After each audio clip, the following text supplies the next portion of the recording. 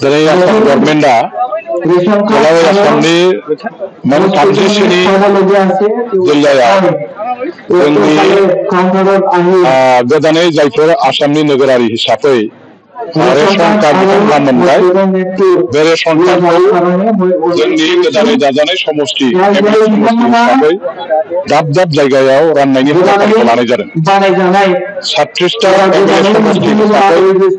जोंहा 2 नम्बर दतमा एमएलए समष्टियाव जेसेबांखिनि गोदानै रेशन कार्ड जायफोर बिथांमोनहा मोनबाय बे बिथांमोनखौ दिनैनि बे कसुगावनि हाइस्कुलनि गेवलां फोथाराव जोंनिनो क'क्राझार जिल्ला बेंगिरिनि बिथोन बादियै food and civil supply department आरो जिल्ला बेंगिरिनि माखासे जोंनि सरकारि बिथांमोनहा माने बिखया बिथांमोनहा लोगो दांनानै हाबाफारिखौ बिथांमोनहा लादों आरो बेवहायनो दिनै जोङो माखासे जोंनि मोनफ्रोमबो बिसि ओनसोलनिफ्राय सायख'जानाय जायफोर बिथांमोनहा रेशन कार्ड हल्डार गोदानै जायफ्रा जाबाय बिथांमोननो जोङो बेखेवनाय फोरबोनि मोनसे रेशन कार्ड बिलाइखौ राननायनि हाबाफारिखौ बेवहाय खालामबाय। बेयाव दिनै गाहाय आलासि महरै बिथांमोनहा जिहेतु आंखौ हांख्रायहरदों आंनि आखाइजों दिनै आङो सानै मानसिनो मोनसे सेरेमनियेल डिस्ट्रिबिउसन हिसाबै जोंनि रेशन कार्ड मोनग्रा आइजो बिब' बिनानावफोरनो राननाय जाबाय। आंजों लोगोसे जिहेतु जोंहा समष्टिनि इएम बिथां बिटिसिनिनो जोंनि उकिल मुसाहारि बिथाङाबो दं। बिथाङाबो सानै रेशन कार्ड मोनग्रा जोंनि बिब' बिनानावफोरनो रानदों। बिडिअ जोंहा सानै दङ, दतमानि बिडिअ, कसुगावनि बिडिअ बिथांमोनहाबो रानबाय आरो लोगोसे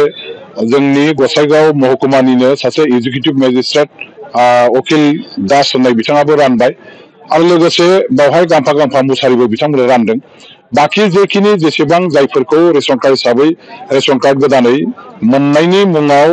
जाय बिथांमोनखौ सायख'बाय बिथांमोनखौ सरकारि भाबै बिथांमोनहा रानलांबाय थासिगोन। आं आसाम गभर्नमेन्टखौ धन्यबाद होगोन जे जोंनि गोबांथार न'खरफ्रा दिनैहाय सिगांनि माखासे रेशन कार्ड सार्भे खालामनायाव बे रेशन कार्डखौ मोननो हायाखैमोन आरो गोदानै बेखौनो फिलआप खालामनायनि थाखाय भारतीय मा होनो बेखौ खाद्य सुरक्षा आयेननि आन्दाराव भारत सरकारा जे आयेन दङ जेखौ खालामदों साफ्रोमबो नोगोरारिफ्रा जाहाथे आदार मोनजायो बेनिनो आदार रैखाथि आयेननि दहाय लानानै आसाम गभर्नमेन्टआ एबार मोनफ्रोमबो समष्टियाव गासै माने 10,000निबो बारा बेबायदि रेशन कार्ड गोदानै होनायनि थाखाय जे हाबाफारि लादों बेनि गेजेरजों जोंनि गोबां आद्रा थालांनाय गोरिब न'खरफ्रा रेशन कार्डखौ मोननो हासिगोन। बे मोनसे गिदिर जोंनि थाखाय देरगाथाव बाथ्रा। गोरिब न'खरफ्रा दिनै ओंखाम मोनजानाय बा जाग्रा आदार मोनजानायनि राहाखौ जों मोनबाय आरो दिनै मोनसे गोजोनथावसिन बाथ्राया आरोबाव बेनो जे आसामनि गिबि मन्थ्रि बिथाङा दिनै फोसावबाय जे लखिमपुराव बिथाङा आनुষ্ঠাनिक भाबै फर्मेलि रेशन कार्ड राननायनि गेजेरजों जे फोसावदों जे बे रेशन कार्डआ खालि आदार मोनजानायनि रेशन कार्डल' नङा बेजों लोगोसेयैनो जायफ्रा बेमार आजार ट्रिटमेन्टनि थाखाय हस्पिटालफ्राव थाङो बे गरिब मानसिफ्रा बा रेशन कार्ड हल्डार बिथांमोनहा 5 लाख थाखासिमहालागै माने आसामनि मुख्यमन्त्रि आयुष्मान कार्ड हिसाबै बेबहार खालामनो हागोन आरो भारत सरकारनि माने मा होनो बेखौ प्रधानमन्त्रि आयुष्मान कार्ड हिसाबै बाहायनो हासिगोन। एडमिसनाव बिथांमोनहा बे रेशन कार्डखौ देखायनानै गावनि सिनायथिखौ गावनि माने परिचयखौ बिथांमोनहा होनो हागोन आरो रेशन कार्डजोंनो जोंहा दिनै जायफोर अरुणोदय आसनिनि थाखाय एप्लाइ खालामदों बिथांमोनहा बेवहाय जोङो बे रेशन कार्डजों एप्लाइ खालामनो हानाय बिदि बेबस्थाखौ खालामनो हागोन होननानै फोसावबाय। बे जोंनि थाखाय मोनसे रेशन कार्डल' नङा साफ्रोमबो नागरिकफोरनि थाखाय थांनानै थानायनि जिबननि मोनसे माने सुरक्षा कार्ड मोनसे ग्यारेन्टि कार्ड हिसाबै जोङो बेखौ बुंनो हायो। बेनि थाखाय जोङो आसाम गभर्नमेन्टखौ धन्यबाद होनांगोन जे आसामनि नोगोरारिफोरनि थाखाय इसेबां मोजां जे मोनसे आसनि लाबाय मानसिफ्रा थांनानै थानो थाखाय जाग्रा आदारखौ माने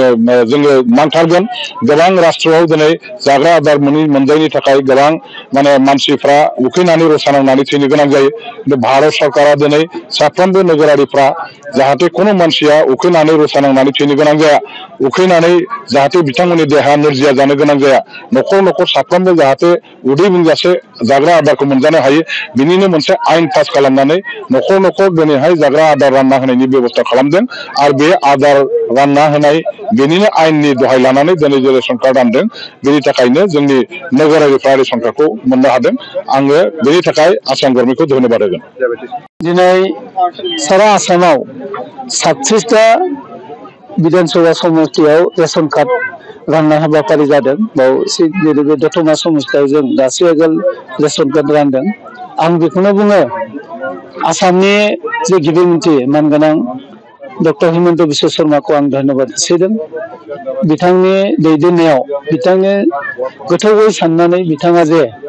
गैयै मानसिफोरनो बोथिसे ओंखाम जाहोनायाव जे मोजां सिन्ता रेशन कार्ड गोदान होदों आरो बे रेशन कार्डजों लोगोसे गोबां माने फेसिलिटि दं सुबिदा दं बेखौ जे होबाय बेनिखायनो आं धन्यबाद जासिदों आरो जोंनि बिटिआरनि गाहाय मावफुं सोद्रोमा मानगोनां प्रमद बर' सारखौबो आं धन्यबाद जासिगोन। बिथांनि जे दैदेननायाव जे बिटिआर सरकारा 4 बोसोर जाबाय बेयाव शान्ति फैदों दा बेफोरबायदि जेरै रेशन कार्ड राननाय प्रक्रियाफ्रा उदाङै राननो हादों आरो बिथांनि दैदेननायावनो आसामनि गिबि मन्थ्रि डक्टर हिमन्त बिश्व शर्माजों सावरायनानै गोबां थांखि बिथांखि लानानै दिनै बेफोरबायदि हाबाफारिया बेयाव जादों। बेनिखायनो बिथांखौबो आङो आंनि गोसो सिंनिफ्राय साबायखर जासिदों आरो फैबाय थानाय समाव जे बिटिआरआ जे मोनसे सबसे मोनसे काउन्सिलफोरनि गेजेराव जे मोनसे मोजां काउन्सिल जागोन बे जों बेखौ थांखि खालामनो हायो आरो आं मिजिंथियो जे जोंनि गेजेराव बे 4 बोसोर आरो फैबाय थानाय समाव अनलायलायनानै जों थानो हागोन जाहाथे बेयाव जौगागोन आरो बेनिफ्राय साबसिन आरो जों खामानि मावनो हागोन आं बेखौ मिजिंथियो। बेयाव मुसारिबो रानदों गैयैफ्रा जिहेतु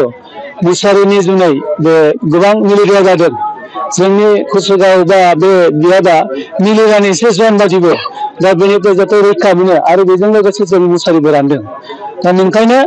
अरुणोदय जायफोर मोनाखै बिसोरो मोनलांगोन step by step 1 family 2 family आरो 3 फेमिलि बे एसे मस्ट माने डिसकास जाबाय थादों सावरायलायनाय जादों जे आफ्टार भेरिफिकेसन 7 फेमिलिया जुदि थिग जायोबा बिथाङा मोनगोन सानैयाबो जुदि थिगबा भेरिफिकेसनाव बिथाङाबो मोनगोन आरो सासेयाबो जुदि थिगैनो दंबा क्राइटेरिया फुलफिल खालामोबा